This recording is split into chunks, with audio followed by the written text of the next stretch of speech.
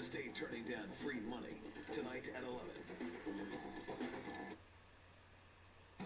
Live from the WBZ studios, a Campaign 2013 special. WBZ and the Boston Globe present Boston's mayoral debate.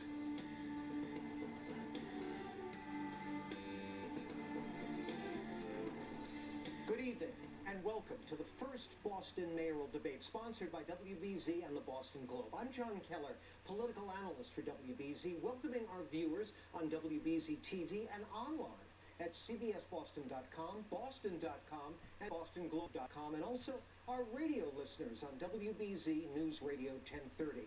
A special welcome as well to Akila Linson of the Boston Globe, who'll be sharing the questioning with me tonight. Akila, great to have you here. Thank you, sir. And now, here are the candidates for mayor of Boston in alphabetical order. They are John Connolly of West Roxbury, an at-large member of the Boston City Council since 2008, and Marty Walsh, Dorchester, a state representative since 1990. Gentlemen, welcome both of you. Now, the format of tonight's debate is simple. The candidates will have 1 minute each to respond to the same question. They'll take turns going first.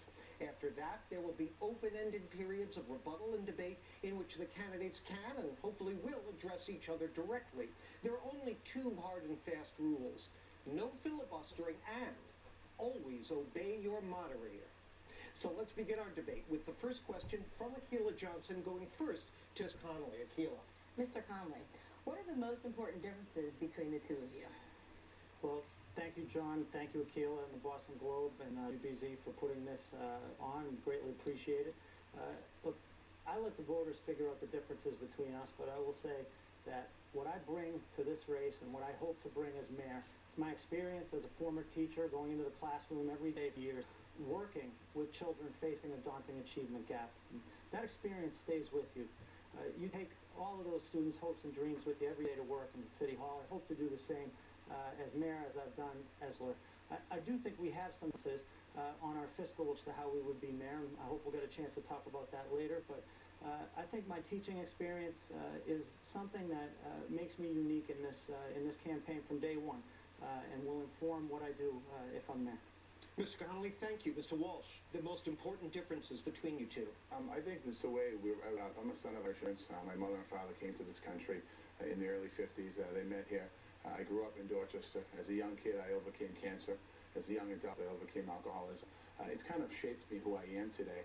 I've had the opportunity to work on Beacon Hill for the last 16 years, and I've worked on issues that we're talking about in this campaign. I've actually had votes. When we talk about transforming public education, I actually had a vote to transform public education, to give the superintendent and the school department the tools they need to turn around underperforming schools. Also, when it comes to economic development, I've actually worked to pass legislation to bring the life science biotech industry here to Massachusetts. So what we're talking about in this campaign, and what I'm talking about in this campaign, goes right back to my rate of accomplishment on Beacon Hill and my personal experience. Thank you, Mr. Connolly. Rebuttal. No, look, again, I think my teaching experience is very pivotal to everything that I've done. I've tried to lead education for 6 years. It's very personal for me. I have a daughter in the Boston Public Schools and raising 3 children in the family, 3 children and a family in Boston. That's not easy to do these days. Additionally, I'm proud of my record as a city councilor. Chairing the Environment Committee, I helped move a $6 million stimulus grant that created real jobs in Boston. I led the way as chair of the Education Committee on student assignment reform, protecting funding for our students with special needs, and a host of other measures. I'm very proud of that legislative record. Equal time. Mr. Walsh. I think the difference here is the folks, the people in Boston, certainly I can identify with real-life challenges. As a state representative before that, I was a founding board member of Neighborhood Charter School, which gave young children and families the opportunity to be able to send their kids to a public institution in Boston. I'm proud of that. I'm proud of the work I've done around the recovery community and substance abuse. And many of the things that we're dealing with here in this campaign when we talk about poverty are many of the issues that I've worked on. If you want to continue this, fine. Otherwise, I'll move right on. All right, let's continue. And you'll start here, Mr. Walsh.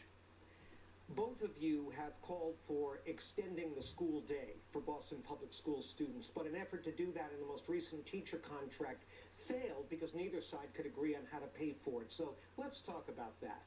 Where would you find the money to extend the school day? And please be specific about cuts, new revenues, or both.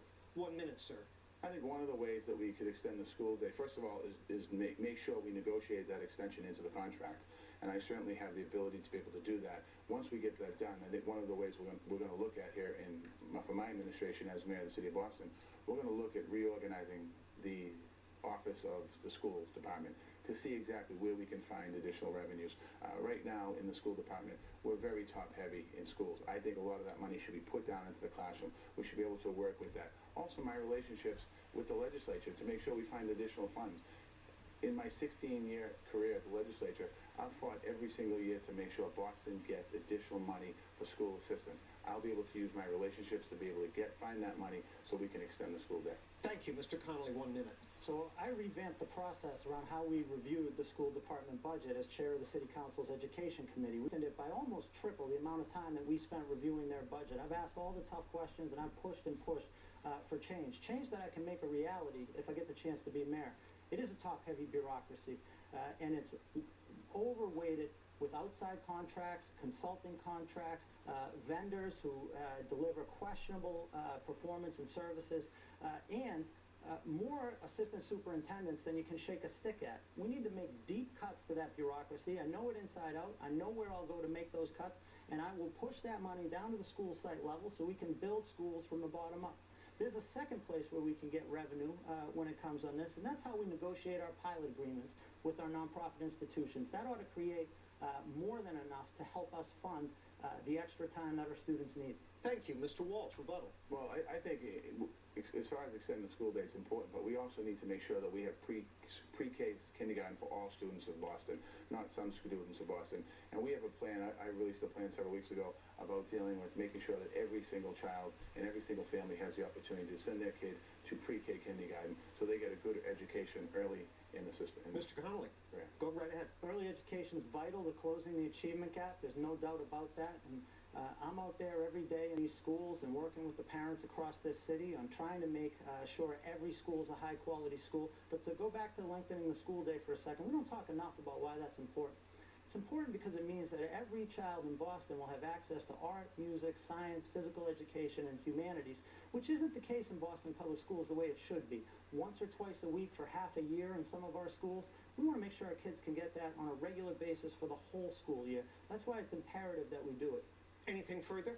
No, I have a larger plan to improve our schools in the city of Boston, continue the reform that began in 2010, and also look at our preschool and also look at our high schools.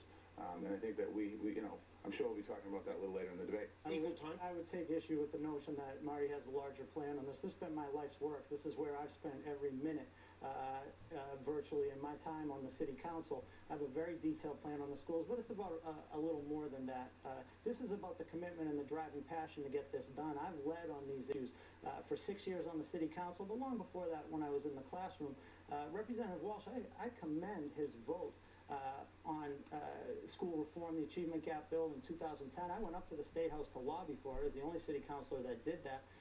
But over his 16-year career, we've never seen a bill filed to address the achievement gap. We've never seen a bill filed to address students with special needs. We've never seen a bill filed on these critical issues. These are all new issues for Representative Walsh. Response time for you. Well, it's actually not true. And it's the role actually of the city council to make sure that you push the school department. And I think the city council in certain cases dropped the ball on the teachers' contract, allowing the teachers to get out of the extended school day. And also, I'm going to go back to my record on Beacon Hill. A founding board member of a charter school, working on many different educational issues on Beacon Hill, including making sure that we have increased funding every single year to the city of Boston, as well as funding for adult education programs in the city. I'll let you go back and forth again if you like, or we can move on. Let's continue then. And next question from Keller Johnson. So, Mr. Walsh, you've mentioned charter schools, and so we have a question that comes from a few of our readers and viewers. This comes from Paul and Francis, and they emailed it to the Boston Globe. They live in Brighton. You both support charter schools, which are mostly non-union. How do you intend to import successful practices from these schools into traditional public schools without weakening teacher job security? And you go first here, Mr. Connolly. So the first thing I think about is our children. We got to make sure that we're giving our children the absolute best. I want to make sure our children, each and every one of them, can walk into a high-quality school in Boston.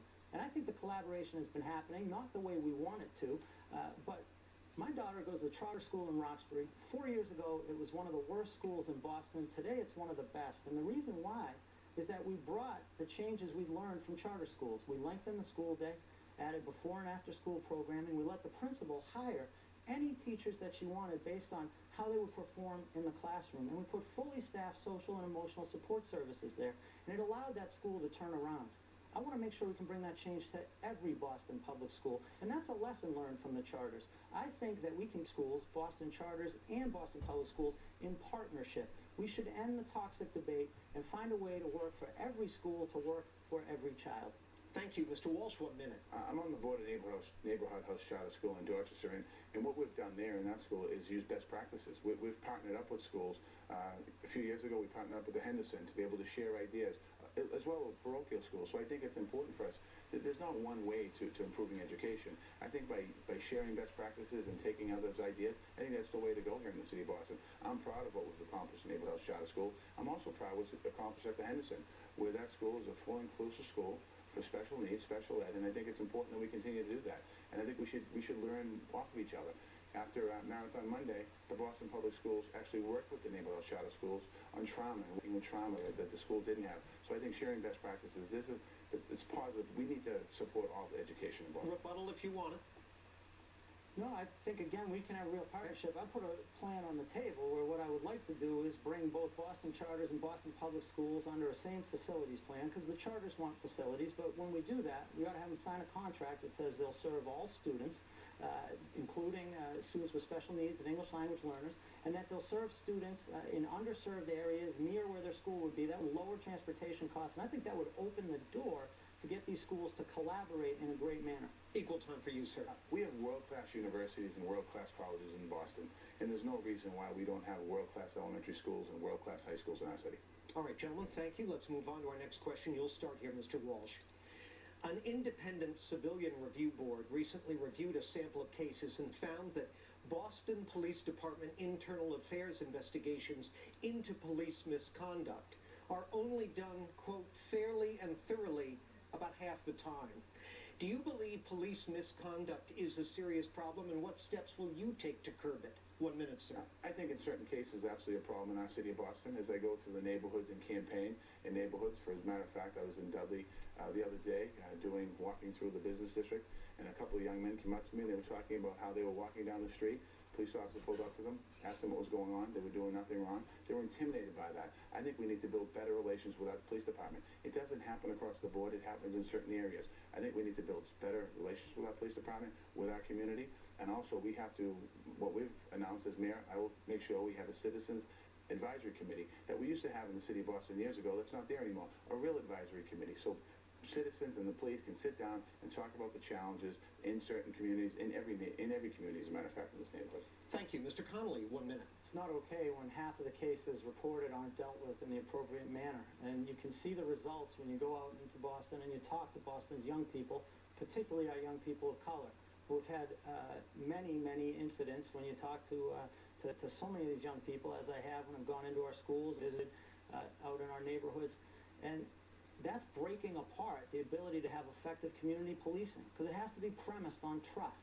And if we don't have trust built between our police department and the residents of our city, then we're not going to be able to make sure everyone can live in a safe and healthy neighborhood. So I think that the next commissioner has got to put a real emphasis on more investment in professional development, strong community policing, and make sure that we're putting every effort that we can to build strong relationships between our police, too often our civic leaders. We want that, but we ought to be going into the schools and making sure that our police are talking to our young people all the time to build trusting relationships. Thank you. Follow-up, Mr. Walsh? I think we need to go farther than that. I think not only the commissioner, but we need to make sure that the upper echelon of the police department reflects the city of Boston. We're a majority-minority city here today, and it doesn't demonstrate that at the top of the police department or within its structure. And I think we have to make some major changes as far as what our police department looks like and reflect. And we also have to deal with a lot of these issues around diversity and also around, quite honestly, racism in some cases. Equal time, sir. Absolutely. I want to see the most, you're going to see the most diverse cabinet in the history of Boston if I get a chance to be mayor. And in our police department, it's not okay when you don't have a single district captain of color in this city. It tells you that we're not doing the job right. And I want to see it go top to bottom, bottom to top. You'll see diversity in the command staff, but I'll also start a program at Madison Park High School that will be a public safety program. We'll take graduates to a cadet program and make sure that we are actually showing young people that they can become a Boston police officer someday and help strengthen our community policing. Anything further?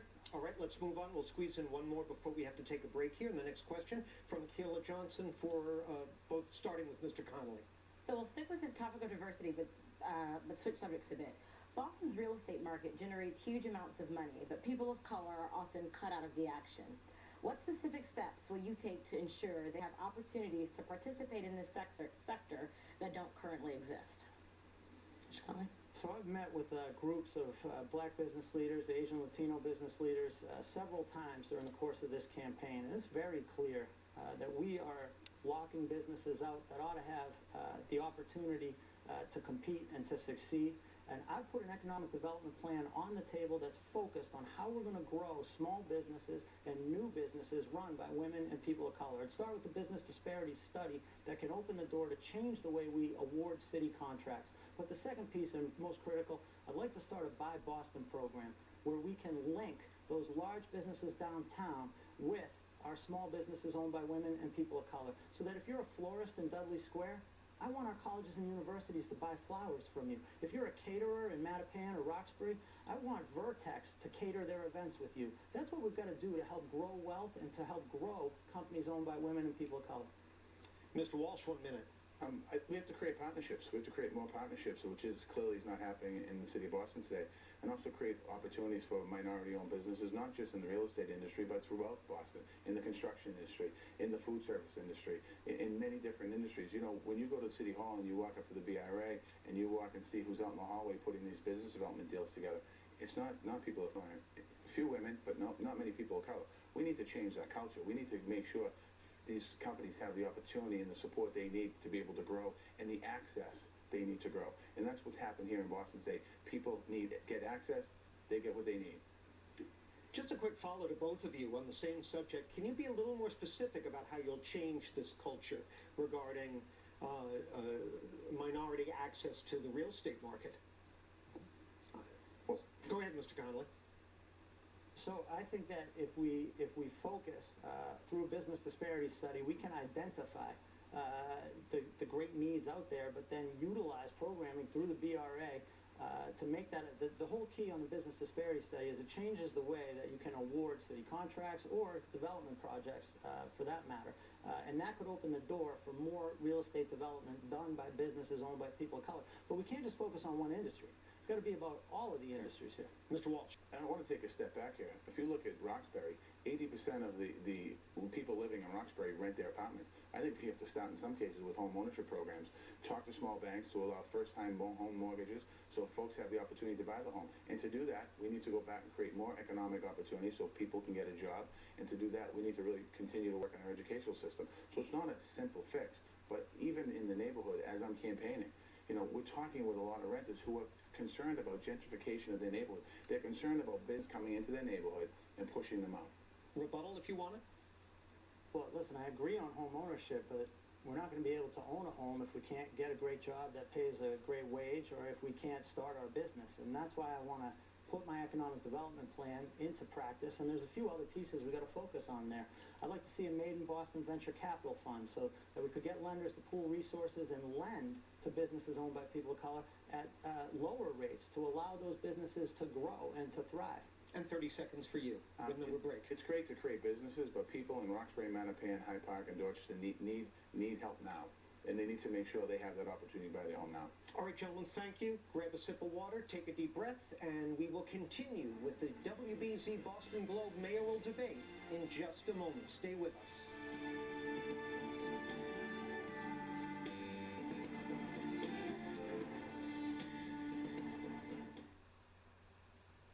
Being able to provide health insurance for my employees gives me great peace of mind, knowing that if something were to happen to them or one of their family members, they would be taken care of. I've chosen Neighborhood Health Plan because my employees find high-quality physicians, they like the care that they get, their customer service is absolutely superior, and it's very affordable for a small business. Neighborhood Health Plan. Find your plan at nhp.org or call your broker. Why would you come to Ireland just to drive along our country roads? Just to marvel at our historic sites? Or stand and stare at our statues? We want you to jump in. Or even jump on. Ride like the wind. Be swept up by our history and dazzled by our stories.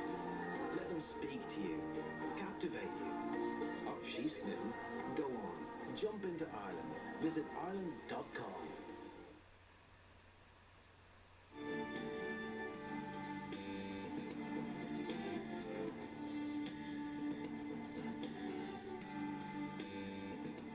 Welcome back to the WBZ Boston Globe mayoral debate. We continue our conversation now with a question submitted, and by the way, thank you to all of the community groups and individuals in the community who submitted questions for this debate. Here's one of them. This was a topic suggested by the group Elevate Boston. The president of the Planned Parenthood League of Massachusetts says that with Boston's high school dropout rate more than twice the state average, a number driven by teen pregnancy, it's, quote, deeply concerning that no mayoral candidate has a platform that prioritizes comprehensive sexuality education, end quote. Please prove her wrong by detailing what you think the city's sex ed policies should be. Mr. Connolly, 1 minute. Excuse me, I'm sorry, it's Mr. Walsh's turn. I apologize. You go first here. Thank you.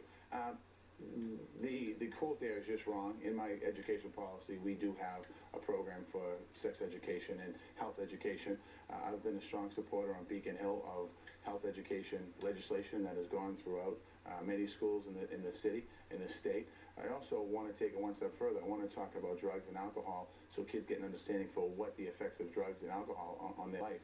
The Boston School Committee voted not too long ago to increase sex education in the city. They did the right thing. We need to get this into the schools earlier. We need to have good programming, and we need to make sure the parents aren't afraid of it. We have to be able to explain to our young kids what to expect. And when I talk about the drug piece of it, that's part of it as well. As far as transmitting diseases, as far as the effect on drug addiction on many kids in our city, I don't think we go far enough. A lot of our kids are dropping out of high school. They're going out into the street. They're picking up the drugs, they're picking up the alcohol, they're picking up the violence. We need to do a lot better job, first of all, keeping our kids in school, and number two, educating them while they're there. Thank you, Mr. Walsh. Mr. Connolly, 1 minute. So pregnant and parenting teens are some of the most at-risk teens to drop out of school. And a high school dropout is one of the most likely people in Boston to be incarcerated or chronically unemployed or live in poverty. I think about a former student of mine, Rafael Sanchez. We worked really hard to get him to a private school where we could get him out of the city, and it was so hard on him a scholarship. And unfortunately, a family member got sick. He came back to the city, dropped out of his public high school within a few months, and had a girlfriend pregnant within a few months after that, and then put the lowest ceiling on his future, her future, and their baby's future. So I teamed up with Councilor Ayanna Pressley to push for a comprehensive sex and health education plan for the Boston Public Schools. That was the very plan that Representative Walsh just mentioned that the school committee approved. I helped jumpstart the push to get that put in place. We're going to make sure that that's happening in our schools, that we're going to put that plan into actual practice. We made a big step over a couple of years in getting the school committee to approve it. I've made a difference on this issue, and I'm really proud of it. Rebuttal. We need to also make sure that we partnership with Mass Alliance on Teen Pregnancy, a group that has done an awful lot in this area. And the stats show when there's funding in that program and that program is being implemented correctly, teen pregnancy has gone down. The last several years, the funding has been cut back on that program and pregnancy has gone up. So we do need to make sure we have a comprehensive plan and get into our schools earlier. Equal time? No, I think that it's a very important program, and I mentioned that this all goes to the social and emotional health of our children. And we have too many children coming to school who are broken. And when you're battling trauma, mental health issues, when you're dealing with any of those challenges in your life, and you're coming to school, you're not ready to learn. And that's why we've got to be really smart on sex and health education, but also on making sure all of our schools are fully staffed with social, emotional, and health services. That's how we get children ready to learn and get them the help that they need to deal with all of those pressures they face. What about contraceptive distribution in the schools? Is that important? Why don't you start? I think it's an important part of a comprehensive plan on sex education, yes. How would that work under your administration? Well, we'd want to have fully staffed services so that we have school nurses in every school who could oversee that program, but also other teachers involved in the sex and health ed program. Same questions for you, Mr. Walsh. I pretty much feel the same way. I absolutely think that it should be there, and I also think there has to be an educational component with that, and a little further educational component than what the effects can be. And while we have the young people in the room with the teachers, with the nurses, with the professionals, we're able to explain a little more to them. All right, gentlemen? I'd just like to make Go ahead. the plan that we pushed, that Councilor Presley led on, but I was her co-sponsor when we first pushed it. That plan calls for the education component. That's a necessity. All right, equal time if you want it, otherwise I'll move them. It was a good legislation, that's why I referenced it. Our next question for Mr. Connolly, first from Akila Johnson of the Globe. So this question comes from another, it's submitted by a viewer. It's from Susan, who's also from Brighton, and she submitted it via cbsboston.com. And she describes herself as, quote, a Boston resident who has the misfortune to depend on an overcrowded and slow bus every weekday. Her question is, and I quote, most of the current MBTA projects benefit suburban commuters. Beyond bicycles, what solutions do you offer for improving mass transit within the city, and how would they be paid for? So we need to have a regional approach on this. And we need a regional approach on housing, job creation, and public transportation. And that means the mayor of Boston has got to bring the leadership in Somerville, Waltham, Watertown, Cambridge, all the parts in our regional economic engine to the table. And we've got to get up to the State House, and we've got to lobby hard for transportation investment in Boston. Now, one of the keys there is to make the case to suburban legislators that investing in Boston transportation is good for everyone. And it's true, because it helps create more jobs. But for the residents of Boston, I want to make sure that they can get where they need to go really easily. I think that we've got to put an emphasis on more maintenance on our existing subway lines. We have these new cars that can run on the inner core commuter rail lines where we might be able to functionally add 4 subway lines without having to do too much on it. But the other piece is, we can be bus snobs in Boston sometimes. We've got to make bus rapid transit work because that won't break the bank. And I think we could go make that case at the State House. Unfortunately, I think the folks on Beacon Hill have let us down a lot, but that means we've got to pull together and go make the case. Thank you, Mr. Walsh. 1 minute. Thank you. I mean, the MBTA issues in the city of Boston, there are many and several different issues. We have certain parts of the city that the bus route runs an hour a day. One of those is a part of my district in Cotton Square where the 23 bus goes down Washington Street once an hour. And that's just not enough. So we need a comprehensive plan. We need the city of Boston, myself, and my transportation secretary to sit down with the state to come up with a plan on how we're going to improve the service. One is extending the time. The city will have to step up to the plate and put some investment here, and also we'll have to talk to our business community about putting an investment. The legislature passed a piece of legislation this year that allowed the transportation system to be upgraded. Now we need to sit down with the transportation secretary and come up with that partnership on how it should affect the city of Boston. That's the next step. So there was no ball dropping legislature. Now it's up to the new mayor to sit down with the transportation secretary to talk about how that money, how those resources will be allocated to the best of the ability for the city of Boston. Did you have a quick follow-up you want to? I did. So you all mentioned solutions, but there's been very little talk of money. So how actually would you go about kind of paying for and funding for some of these ideas? We have about a minute here. Why don't you split it, starting with Mr. Connolly? Yeah, so again, I'd start with the strategy of going up to the State House because that's about investment on that end. And this bill, I don't think did enough for Boston, but certainly the prior history too. And it's not just about 1 year; it's about a whole bunch of years where we've been neglected from a transportation standpoint. But there are other ways. I look at New Balance right there in Brighton. They're paying for a commuter rail station right now. We need to build those kinds of partnerships that are going to work for our businesses and work for the residents of our neighborhoods. That's how we can expand transportation. Equal time, Mr. Walsh. In my district, I was able to get 4 red line stations renovated. I'm also able to work on the Fairmont line, extending the Fairmont line into 4 areas of my district. That's how you do it, by collaboration. You go up to Beacon Hill, you're able to sit down with the leadership of the transportation and make it work. Also, the city of Boston, as I said earlier, will have to make an investment here. We'll have to make an investment here because it's our city. Another quick break. Gentlemen, take one. We'll do it as well. And when we come back, the WBZ Boston Globe mayoral debate continues. Please stay with us.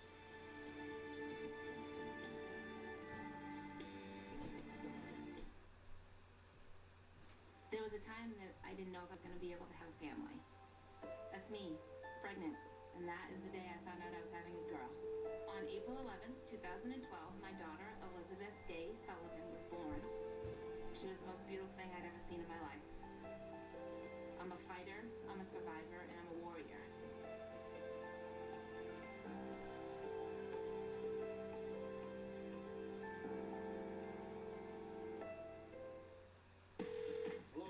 I'm getting married. Hey! So we're gonna have the best party in Vegas. Can't smoke, drink, eat salt, or stay out past 9, but... Listen, Pop, your only job is to relax.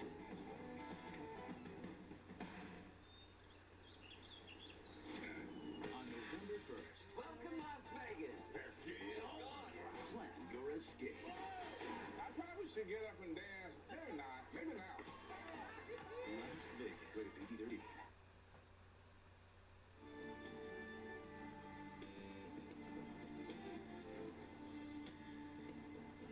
Welcome back to the WBZ Boston Globe mayoral debate between City Councilor John Connolly and State Representative Marty Walsh.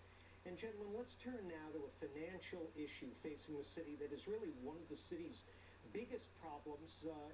Unfortunately, it isn't talked about very much, but we're going to talk about it right now. One of the city's biggest long-term financial burdens is the $3 billion in health care and life insurance benefits owed to retired city employees and their families. Are you prepared to ask current and future retirees to either pay more for their coverage, receive less, or both? Mr. Walsh, 1 minute. This is a very difficult issue that we're dealing with here in the city of Boston. It's something in the state of Massachusetts. It's something that we've worked on Beacon Hill when it came to pension reform on Beacon Hill. It's an issue that I voted on and worked on. It's difficult. It's difficult when you have to cut back on certain benefits. But when we look at this, if this situation continues to go out of control, we're going to have to take the steps necessary to get our costs under control.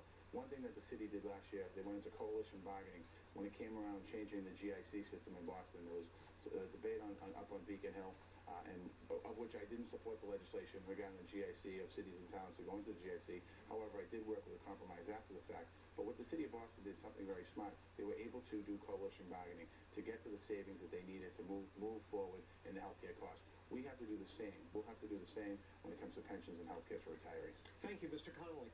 So the mayor needs to be the fiscal steward for Boston. And I've had the opportunity to learn a great deal and also make a real difference on the budgets in Boston. I've been on the Ways and Means Committee in the City Council for 6 years.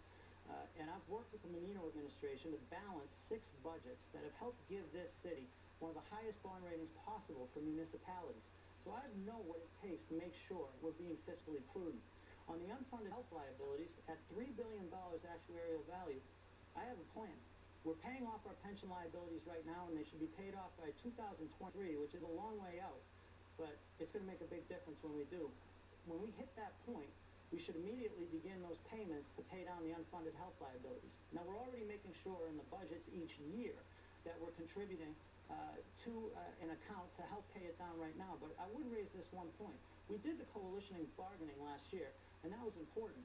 They had a similar issue up in the State House, and Representative Walsh filed a bill that would have put such bargains into binding arbitration, which could end up handing the city a much higher bill and be fiscally devastating to the future of the city. Rebuttal.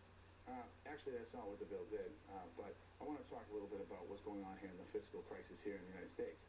If the Washington, D.C. doesn't send us a budget soon, that's going to put us into a further tailspin where we will have further problems with our pension system, we'll have problems with our collection system. It will drive interest rates up. It'll drive house prices up. We have a bigger issue right now to deal with in the city of Boston to make sure that we keep the fiscal economy moving in this country. Go ahead, sir. We have a lot of big issues in the city of Boston. There's no doubt about it. What concerns me, though, is that Representative Walsh would file an amendment to the budget which would put healthcare bargaining subject to binding arbitration and could then land the city in the situation where we would have a fiscal crisis. It's similar to the binding legislation, to the legislation he filed that would make the decision of an arbitrator binding on our police and fire contracts and would have handed the taxpayers of Boston a $200 million bill. The mayor has got to watch out for all of the people of Boston, not just some of the people of Boston. Go ahead, sir. What my bill did, binding arbitration, actually made that last resort going to the end. We need to be able to work these contracts out, and I, as mayor, will work these contracts out, whether police contract, fire contract, pension contract, retiree contract, or healthcare contract. I have those relationships. I'll be able to come up with a good, solid plan for the city of Boston. Go ahead.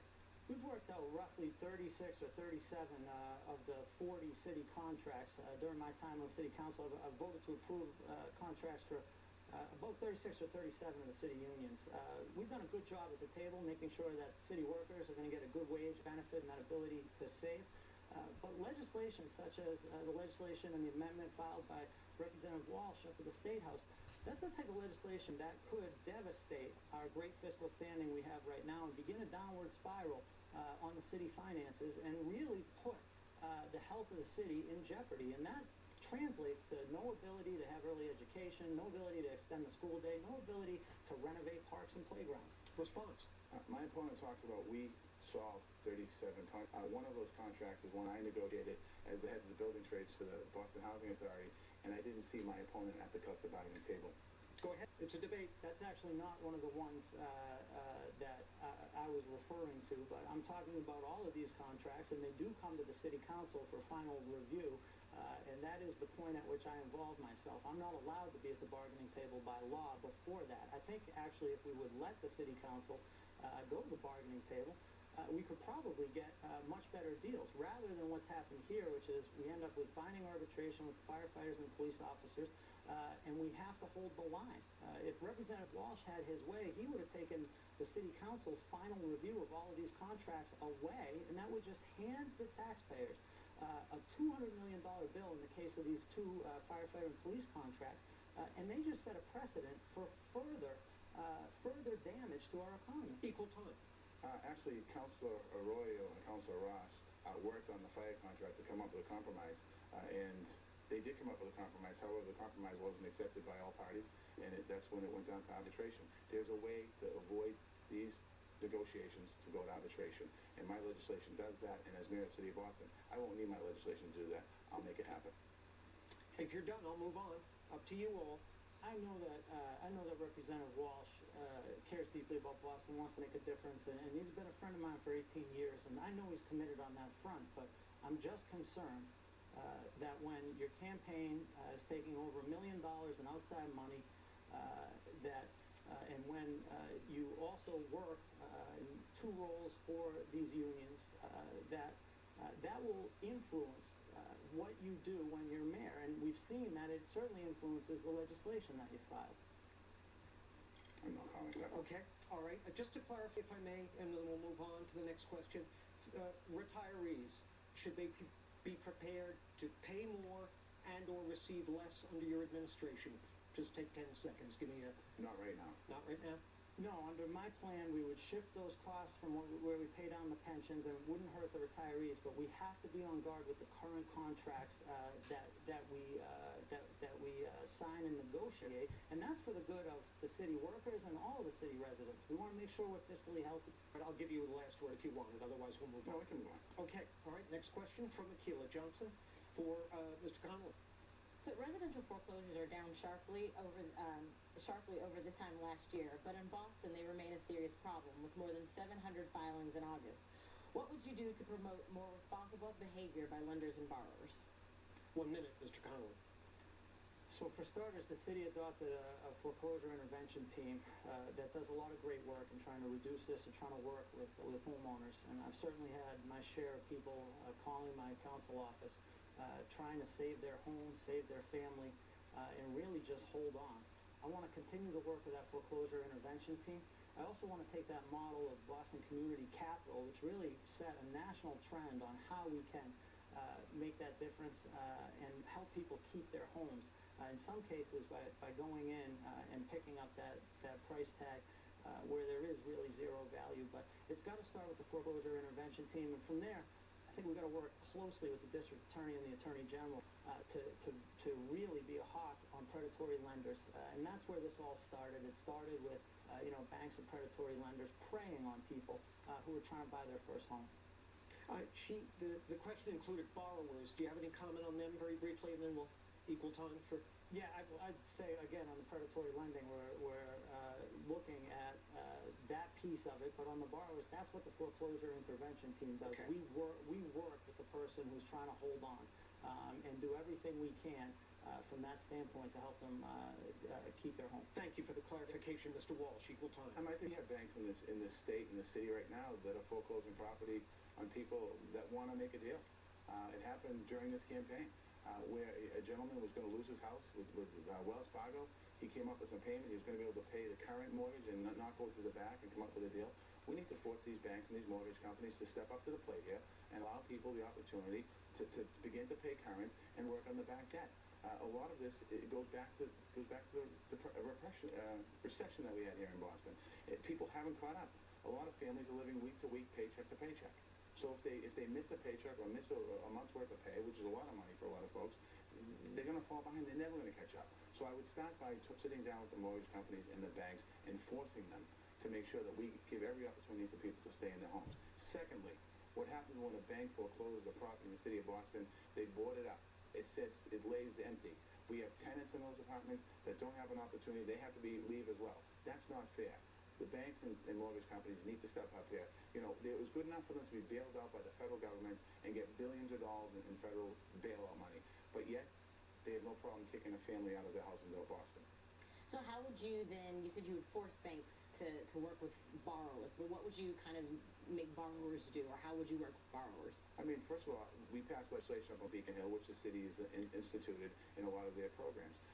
You know, the banks just aren't calling people back in any situation, so we can't even have a conversation with them. So by forcing the banks, I would begin by having the conversation, and if they didn't, I would use the bully pulpit of the mayor's office to make sure we get a response. Rebuttal, Mr. Connolly?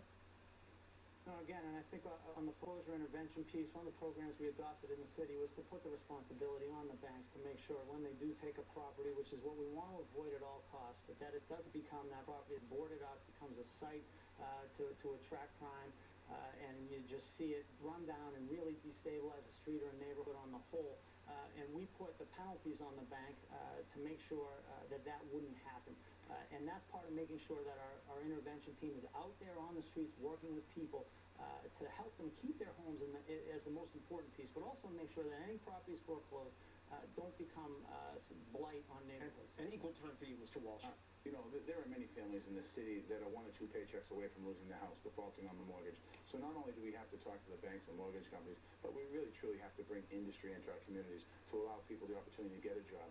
You know, earlier in this debate, we spoke about what type of job in education. I sat down with the Biotech Council not too long ago, and we have an opportunity here in Boston to capitalize on manufacturing devices, of which you can have a high school diploma or a GED to be able to create these manufacturing devices. We should be bringing these companies, just like we have the big pharmaceuticals, and working to bring them into our inner city. All right, gentlemen, let's take our final break here, and when we continue, we'll move on to another area of interest to voters in the city of Boston in this historic mayoral race. Stay with us.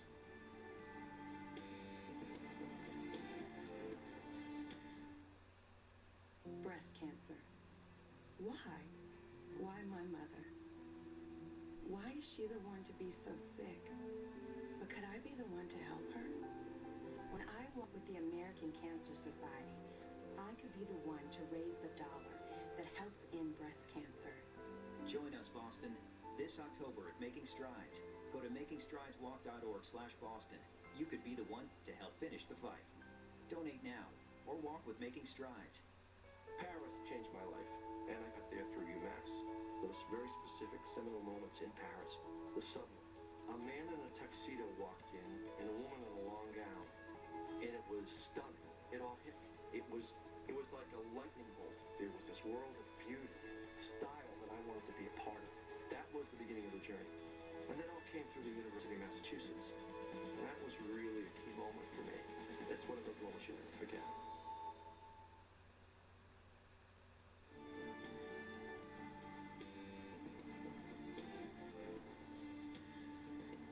Welcome back to the WBZ Boston Globe mayoral debate.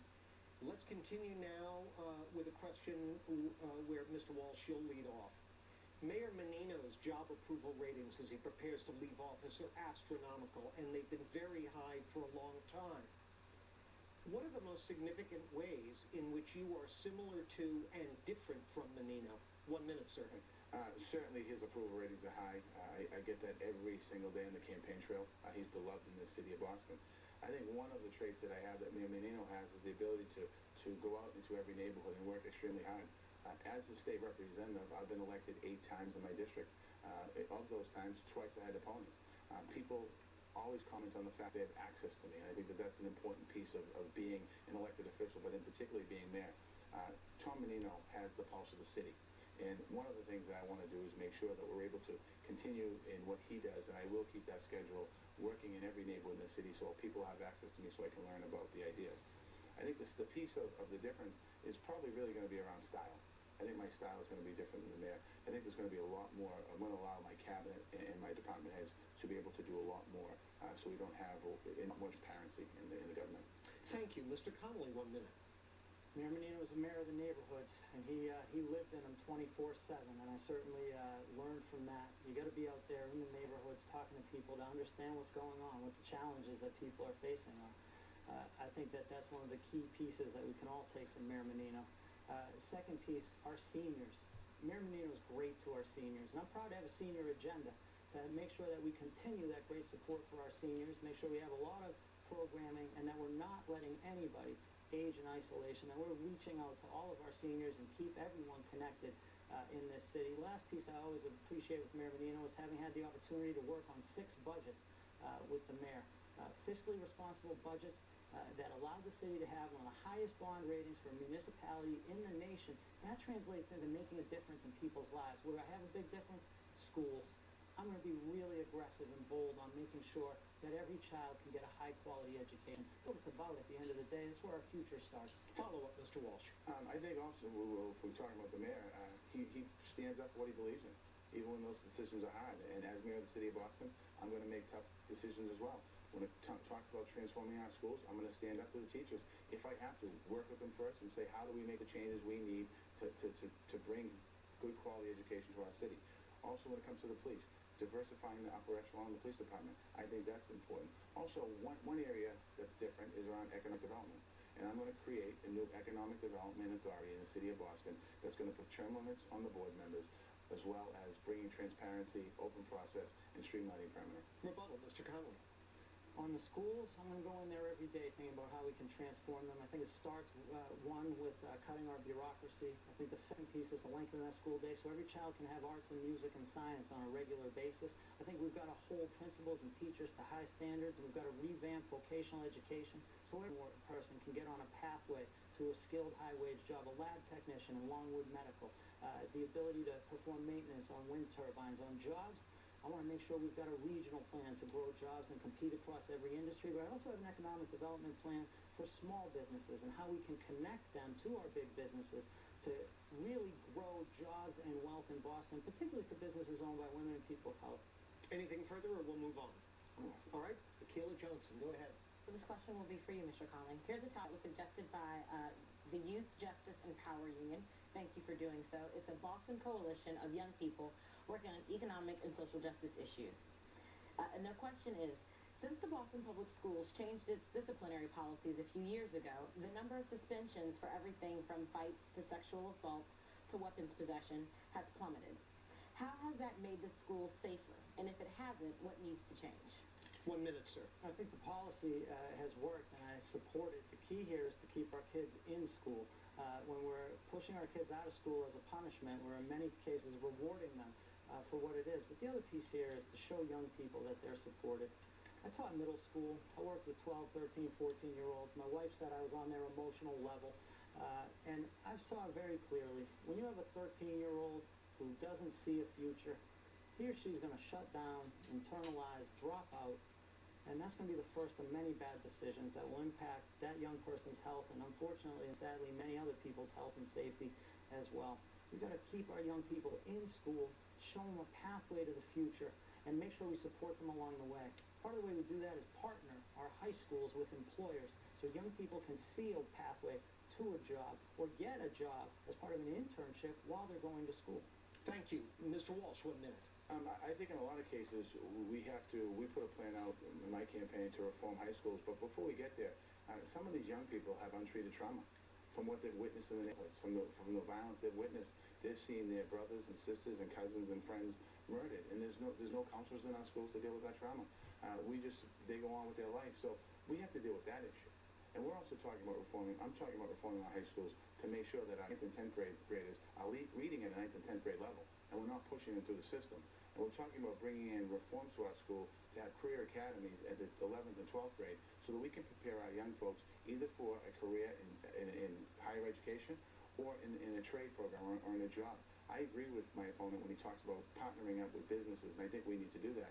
But we also need to bring trades, not just into Madison Park, and that's a great partnership that's going on in Madison Park, but we need to do it in all schools so we give every kid that opportunity, that chance, either a pathway to college or a pathway to a career. Rebuttal, Mr. Connolly. My Hubs of Opportunity proposal would create 3 partnerships for every high school. The first with an institution or private business, the second with a college or university, and the third with a trade union or community-based organization, so every young person can get on 1 or 2 pathways.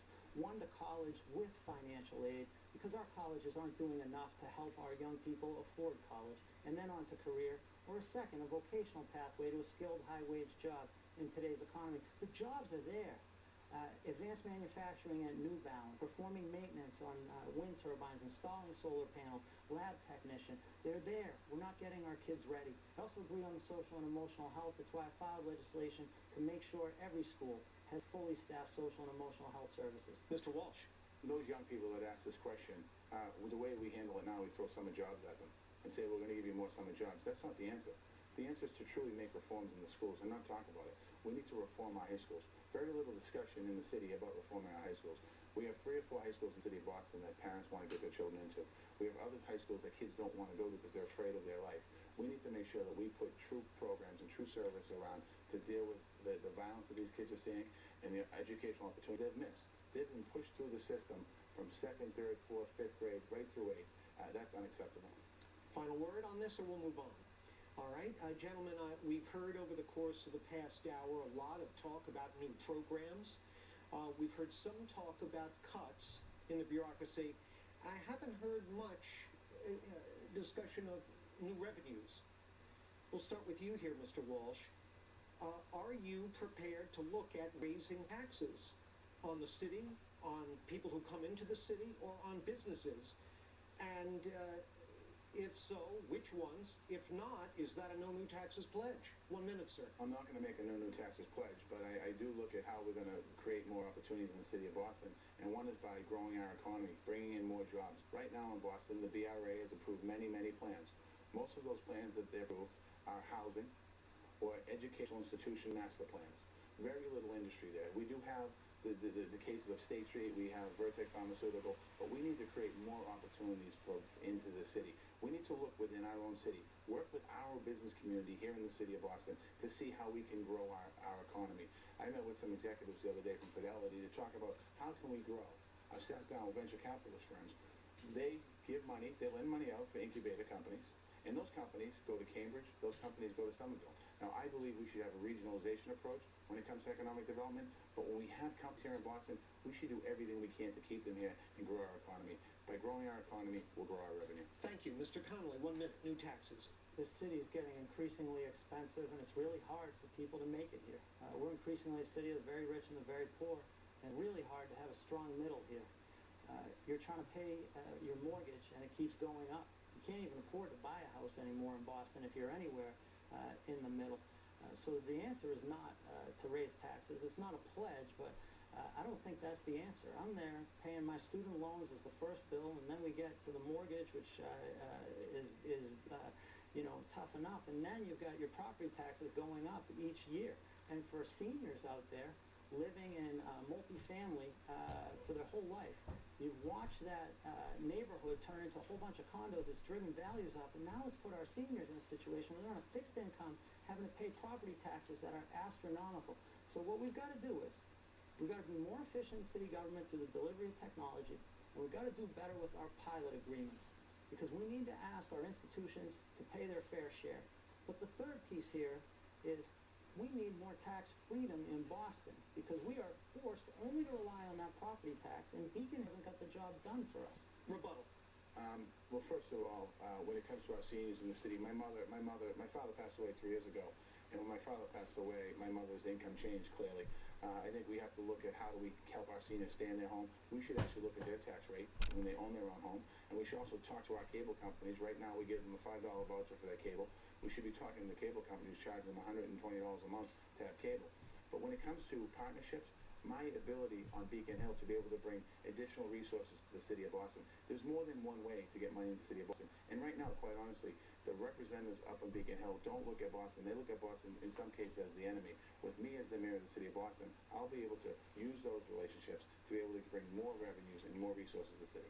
Mr. Connolly, equal time. I just stress the pilot agreement piece again. And I think there's a way to do this where we can work collaboratively and help, the institutions at the same time. So you look at an issue like bike infrastructure or whatever the case may be. These universities want to make investments. They just want to know it's going to benefit everybody. But there's a way to get them to pay more in. I look at New Balance, again, as the best example. They're paying to build a commuter rail station. It's going to help New Balance, but it's also going to help the residents in Brighton. I want to make that reach out to the institutions across the city to ask them, help the residents of the city with the tax burden they bear. Gentlemen, we have about 45 seconds left, and I suspect there may be some viewers who are wondering, after this whole hour, going back to Akila's initial question, what is the difference? Take 15 seconds, if you will, starting with you, Mr. Connolly, and sum up what the key difference is. I'm a former teacher. I'm a parent raising 3 children in this city, and I have learned how to put a budget together that will keep this city in good fiscal shape, but also use that to make a difference in people's lives. Thank you. Mr. Walsh. I got a text this morning from a friend of mine who works in Lennoxdale Housing Development, and what he said to me was, do your best tonight, be yourself, speak from the heart. The kids of the Lennoxdale Housing Development need you to become mayor of the city of Boston. The reason why that text came through is because I understand the struggles of the kids in our city, and I'm the person that will be mayor of the city of Boston to be able to break through some of those barriers that our kids face. Gentlemen, thank you both very much for participating in this debate. Akila Johnson of the Globe, thank you. And thank you for watching. That concludes tonight's WBZ Boston Globe debate. If you missed part of it, please go to cbsboston.com, boston.com, or bostonglobe.com, where you can watch it on demand. And above all, don't forget to cast your vote on November 5th. Then, watch your vote count with complete election night coverage on WBZ TV and News Radio 1030. For all of us here at WBZ and the Boston Globe, thank you for watching.